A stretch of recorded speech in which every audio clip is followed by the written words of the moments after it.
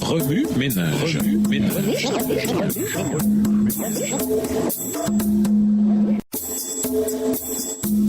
Remue ménage.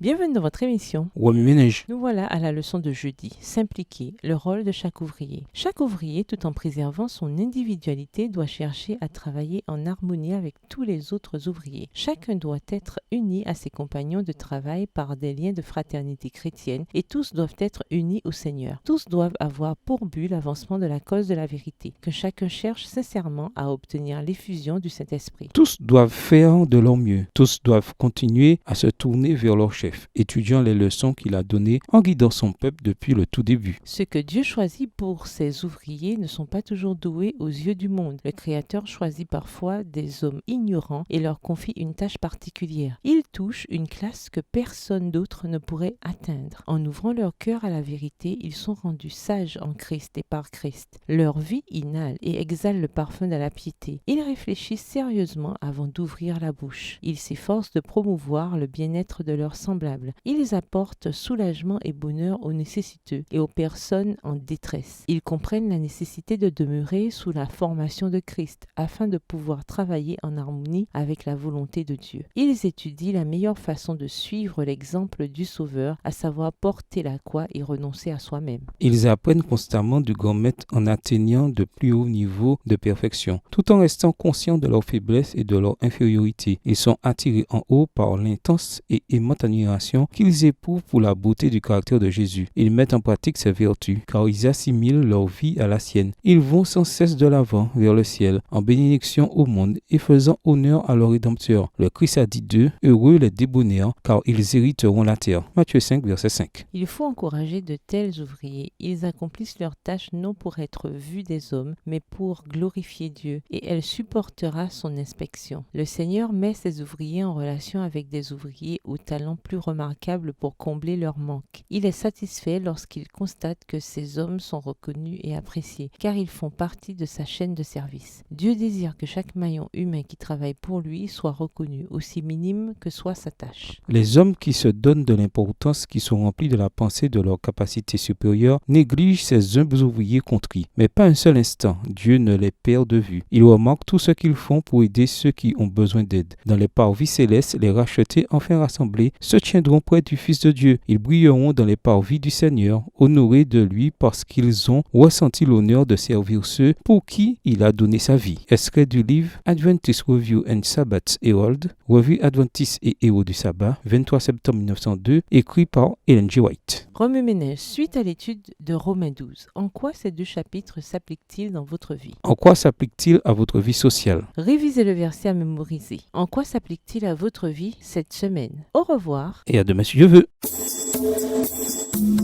Remue ménage.